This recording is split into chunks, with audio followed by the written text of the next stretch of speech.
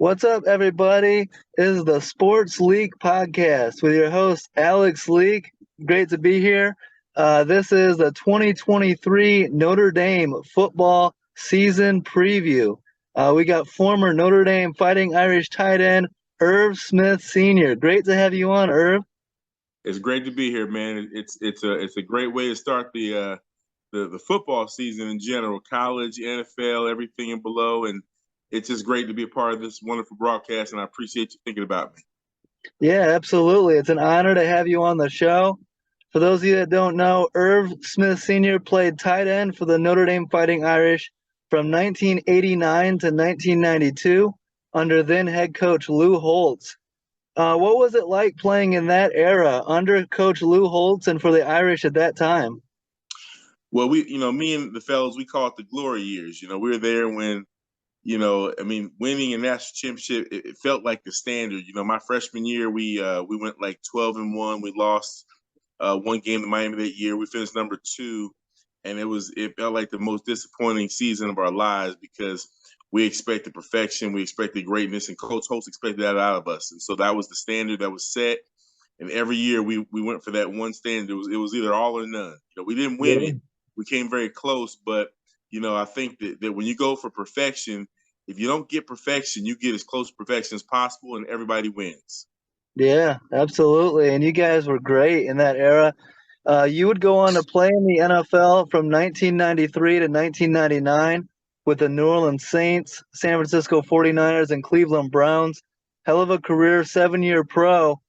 Um, Now, are you excited for this football season to start? I mean, we're almost there. Preseason week one kicking off tonight. We're so close, huh? Well, the blessing for me, man, is I have a son that plays, and my excitement is for him. I love football, but Mm-hmm. more importantly, I love my son, and I love watching him fulfill his dreams and goals. And he's been working so hard for this. So for me, when I got done playing in the NFL in 2000, I kind of took about a 15-year hiatus. I kind of just watched football here and there.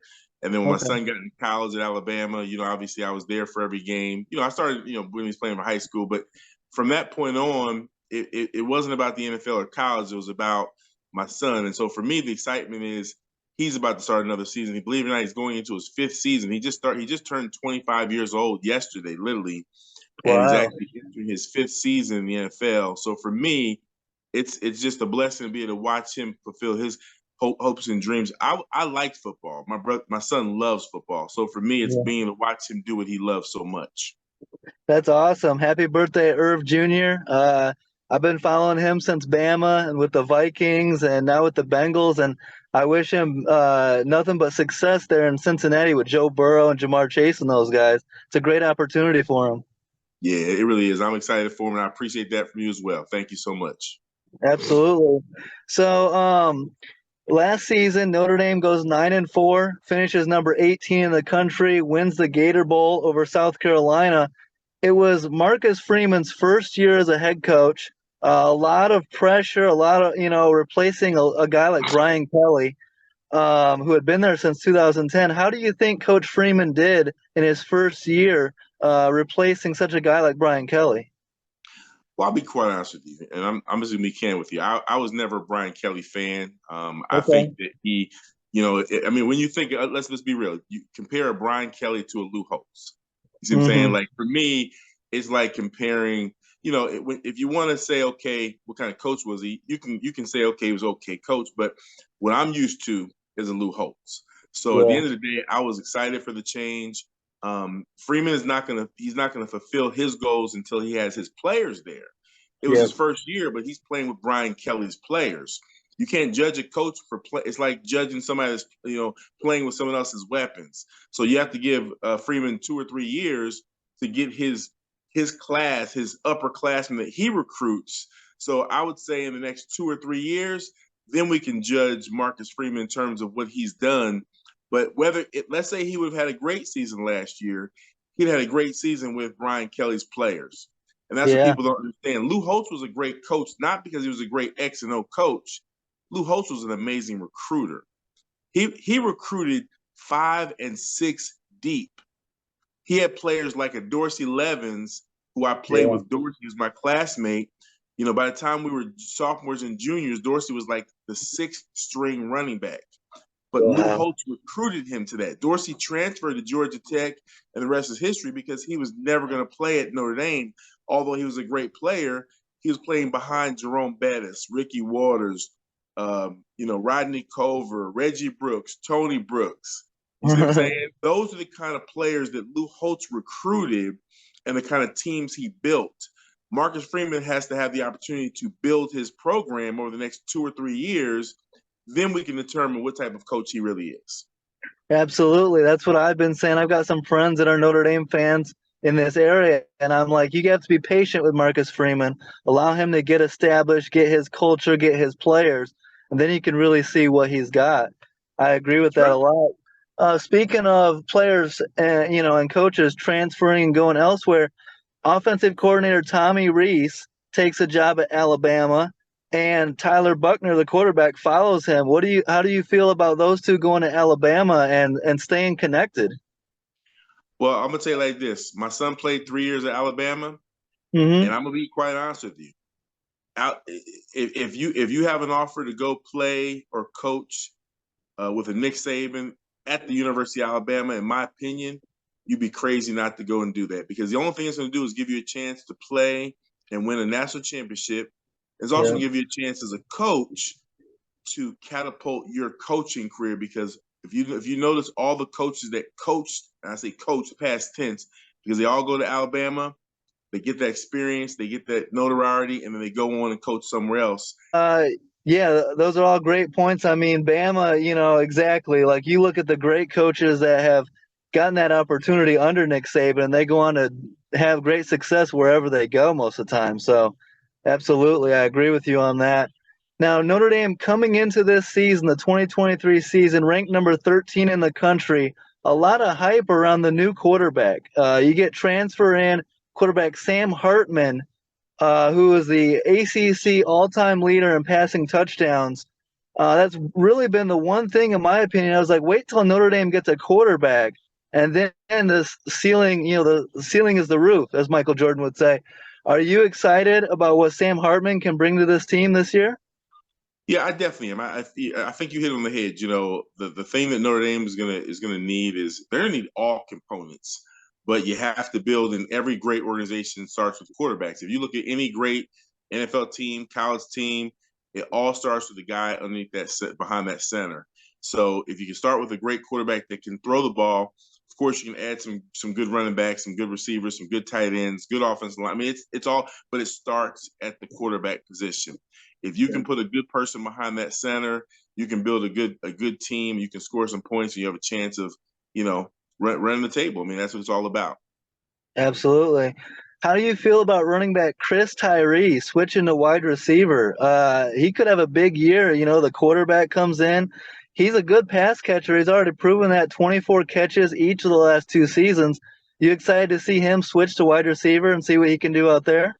It makes sense. I mean, when you look at a player, I mean, I always try to tell players, your goal.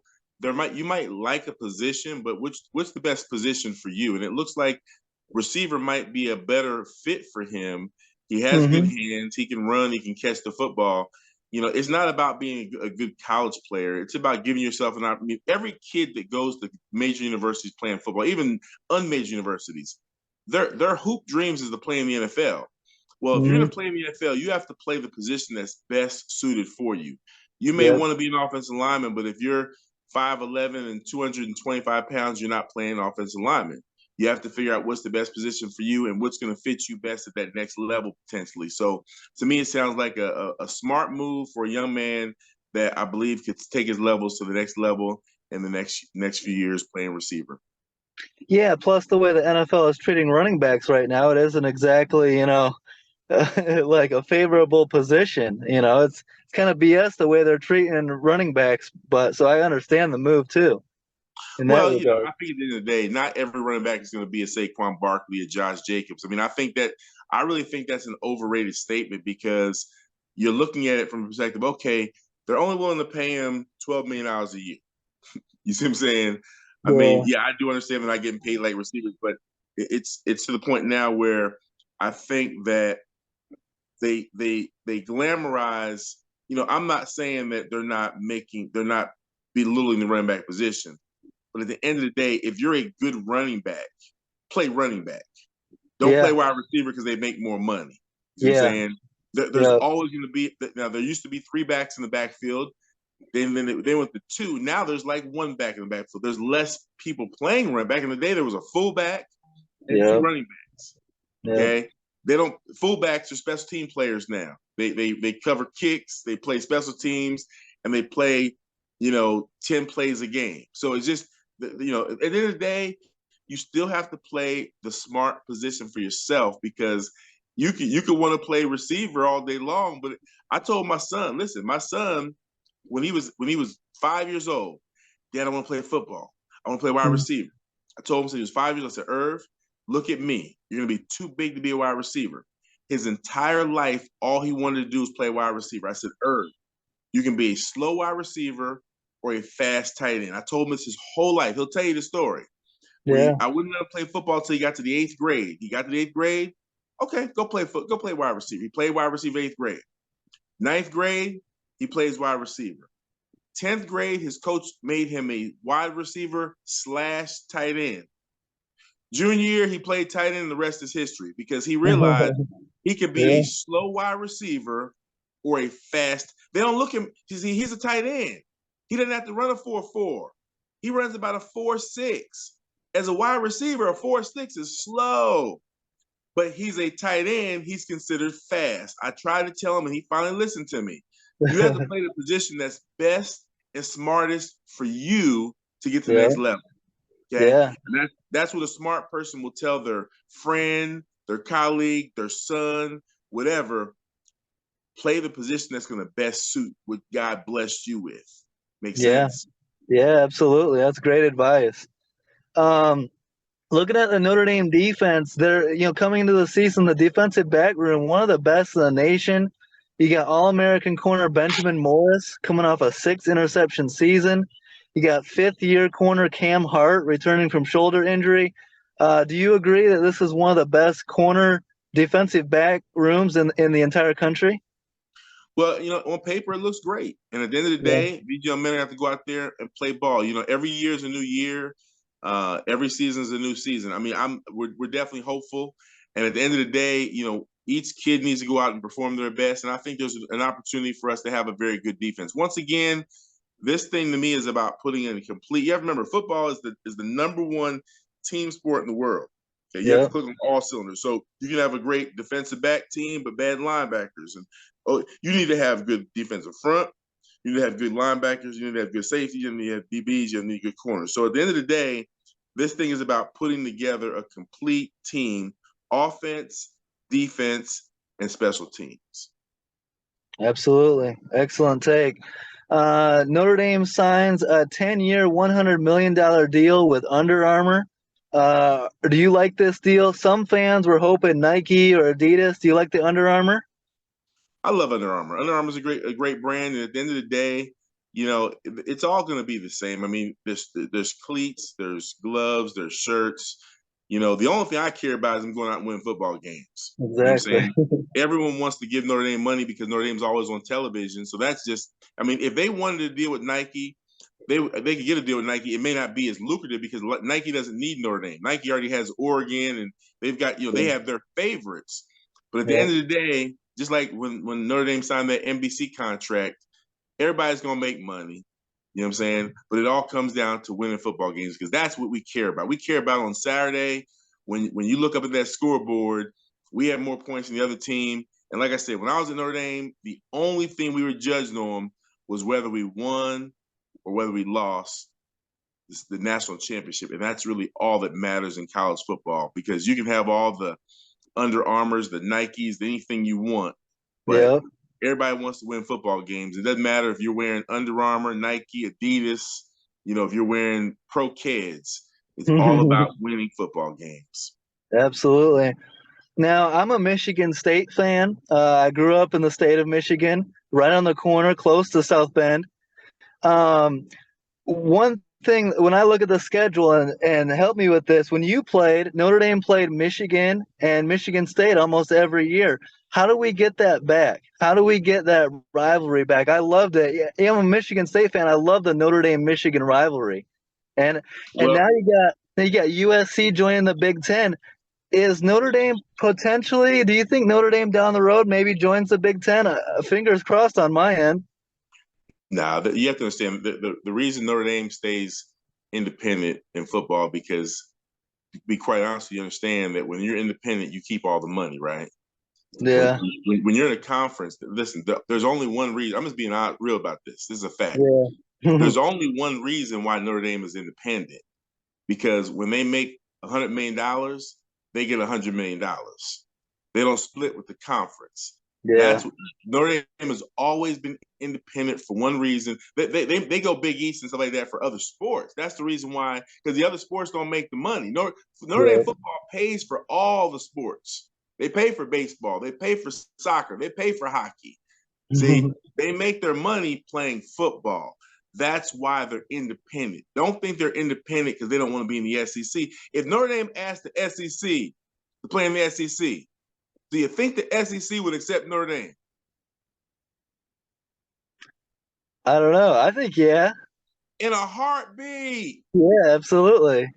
Notre Dame doesn't want to be in the SEC because that means they Yeah, have to share their money with Alabama and Tennessee and Florida and everybody else. yeah, Understand something. Once again, I'm a realist. yeah, It's about the money. Notre yeah, Dame will never be in a conference as long as they have to split money with the conference. yeah.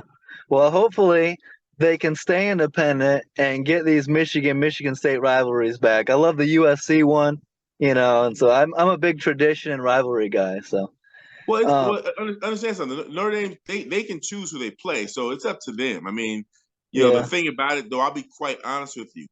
You know, the way college football is, they set their schedule up to have a few tough games so that they can have the PowerPoints.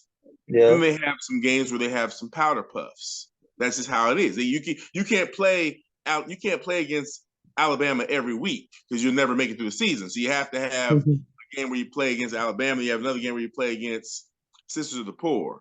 So you guys can have a break. And I'm not trying to be funny. I'm just being honest with you about it. yeah, So at the end of the day, when I played at Notre Dame, we played Michigan, Michigan State, Penn State, USC. yeah, But now they're trying to balance it out so that they have a little more break in between and they'll play. I mean, when they lost to, was it Marshall, whatever that was last year, whatever it was, yeah, nobody ever imagined they'd lose to Marshall. Marshall was supposed to be a layover. You know what I'm yeah, saying? So you pick a Marshall because that's not a Michigan, or you know what I'm saying? So my point is that there's not enough weeks in the year to play. If you want to play every week against a top ranked team, that's yeah, a team that's going to be battle tested. But they have to make their schedule so that some games are big time games and some games they're not, because they want to give their players a break and almost like a open week without being an open week. So yeah. we can wish for what we want, but I've been around football for a long time. I've been around Notre Mhm. Dame football for 35 years. I know how this thing works. I've watched it. I've dissected it. And that's why I don't get my hopes up for certain things, because I understand the politics of Yeah, major college football. And that's yeah, really what most fans miss out on, is they think that it's all black and white. It's not black and white, it's color. This thing is a yeah. lot more dialed in. There's reasons for why you play, who you play, when you play them. If you play them at home, you play them on the road. There's reasons for all these things. Yeah, and let's look ahead to the 2023 schedule. Some great games. How about the season opener versus Navy in Dublin, Ireland? That's going to be incredible. I can't wait to watch that game. Well, I'm going to be at the game. I'm actually going out to Ireland, to Dublin for the game. I leave on the Awesome. 21st. We got the game that week. I'll be out there playing a little golf, and I'm going out there with a tour group that I work with. JP at Executive Global Travels. We're going to have a lot of fun, shake some hands, kiss some babies, and watch some great Notre Dame football. I mean, I tell you what, Navy's a good football program. No different than when Notre Dame played. They played. Who was it? That was talking about from last year. They have to go there ready to play football. It's going to be a great game to start the season with. but they're going to have to be fired up, pumped up. You're traveling across the water. Um, Guys are going to be a little jet lagged. You know, the coach is going to have to be on top of it, how they prepare the players so they go out there and play some really good football, because once again, you can't let a team set you up and lose your opening game just because they're not Notre Dame, they're Navy. Yeah, you want to get out to a great start, take care of business, play your best football in front of Dublin, Ireland, and the fans out there. So that's going to be a great game. Then Tennessee State in South Bend with head coach Eddie George. That's going to be a great game. Notre Dame should take care of business there. At NC State, that's a game, kind of keep an eye on. Anytime you go on the road, tough environment, and then don't get caught looking ahead to Ohio State, right? At NC State versus Central Michigan, if you're not ready to play those games, they could sneak up and bite you. Well, like I said, man, I mean, you can on paper you can say how you're gonna win, but at the Yeah, end of the day, that saying any given Sunday or any given Saturday in college football, you have to go out there and play your best football, because you never know with that team that you're playing against how they prepared to beat you. yeah. And then versus number 5, Ohio State in South Bend, looking to get revenge after last year's season opener. Great game, great opportunity there. You think Notre Dame can get revenge on the Buckeyes? Well, it's not even about revenge, man. I mean, once again, you have new players, new coaches, new everything. At the end of the day, it's not even revenge. Ohio State's a good football program. Don't get it twisted. They're going to play you well every day, every week, every year. Notre Dame has to play good football. I mean, their goal should be to be the best football team in that stadium. Revenge to me means when I played at Notre Dame, there's no such thing as revenge. We were always the overdogs, not the underdogs. Our job is to go out Yeah. and win. If it's revenge, it means we're playing from a position of weakness, meaning we're trying to beat this team. No, we're going to go out there and prove that we're the best football team in that stadium, and that's the mentality that Notre Dame has to have on a weekly basis. We looked at every team that we played as we're supposed to win. There's no such thing as us being the underdogs. We Mm-hmm. played my junior year. We played against Florida in the Sugar Bowl, and we didn't have a great season, but we knew who our team was. We knew who our players were. I mean, we were stacked. We lost some games we should have won, and they told us we didn't belong in the Sugar Bowl. We went Yeah. down there and we beat Florida. I think we beat Florida by 30 points that day, and we pulled out most of our starters by the third or fourth quarter because we knew that we were the better football team. My senior year, we played Texas A&M in the Cotton Bowl. Yeah. They told us we didn't belong in the Cotton Bowl. We beat them by 40 points with our third string. So, so my point to you is that when you go to Notre Dame, we are ND. We are Notre Dame. We're never the underdogs. Whether we're on Yeah. the home, whether we're at home or on the road, we're supposed to win. Notre Dame is supposed to win. And their job is to go out and to prove to everybody every week they're supposed to win. We're not the underdogs. We're supposed to win. Yeah, and you got reigning Heisman winner Caleb Williams and Lincoln Riley coming to South Bend as well. That's going to be a great game against USC. Must watch football there. What do you remember about the Notre Dame USC rivalry? Such good football. Well, USC was, I mean, they were probably our biggest rivalry. Now, the funny thing about it was, and think about this, they were our biggest rivalry. We beat them like 12 times in a row. So, Damn. so what I mean by that is that people get it twisted. Understand something. Winning, you're supposed to win, but at the end of the day, if it came down to wins and losses, why would USC be our biggest rivalry? Because we beat them about 12 times in a row. Because Mm-hmm. at the end of the day, they're a great football program. We were a great football program. We just found a way to win every time we played. They had great players. I mean, Curtis Conway was one of my closest, best football friends. I've known him since I was 17 years old, and he was me Yeah. and him. We tripped to USC together. He went to SC on Notre Dame. I've got a picture of me and him walking off the field the last time we ever played against each other, and then we played against each other in the NFL for many years. But that rival, and Curtis never beat us. He never won at SC against Notre Dame, but that was a huge rival because USC was a great football team. Make no mistakes about it. Notre Dame was Yeah. a great football team. Make no mistakes about it. We just found a way to win every time we played them. Absolutely. That's what you got to do. Exactly. No excuses. Take care of business. Uh, Probably your best win last year was a 35-14 blowout against Clemson. Now you got to go to Death Valley to take on the Tigers. They're going to be trying to get you back, but that should be a great game as well. Must watch TV, you know? Well, yeah, that's the fun thing about college football, man. It's almost like a Super Bowl almost every week. You know, you don't Yeah. have to wait for the Super Bowl to have two top teams in college football play against each other. And we already know that when they play against each other, somebody's going to win, somebody's going to lose, somebody's going to get bumped from the rankings a little further down, somebody might get pushed a little further up. But that's great for football because you know what? The best should play the best. You know what I'm saying? Hmm. Somebody's got to win, somebody's got to lose. And it brings out humility in these young men. It makes them realize, man, every single day you have an opportunity to go out there once again and either prove people right or prove people wrong. Absolutely. I can't wait. Season's so close. Big second year for Marcus Freeman to show he has what it takes to lead this football team where they want to go, which is the playoffs, you know, and I can't wait. I hope, you know, you guys have a great, successful year. Best of luck. I mean, 2023 season can't get here quick enough, can it? Listen, man, we're nipping at the bud right now. Like I said, I'll be leaving to go to Ireland on the 21st, which is like less than 2 weeks away. And Yeah. once that thing kicks off, football season is here, alive and well. It's gonna be a lot of buzz for the next 6 months, and we're just excited about being a part of it. Awesome. Well, really appreciate you taking the time to come on the show, Herb. It was an honor. Great interview. And best of luck to your Irish and best of luck to your son's Bengals. Hey, man, I do appreciate it, man. Listen, best of luck to you as well. Keep doing a great job here. Thanks for the opportunity to share some good words, everybody, man, and go Irish. Hell yeah. Thanks so much for coming on. Appreciate the support. Don't forget to like, subscribe, leave a comment, and have a great week, guys. Peace My pleasure. out.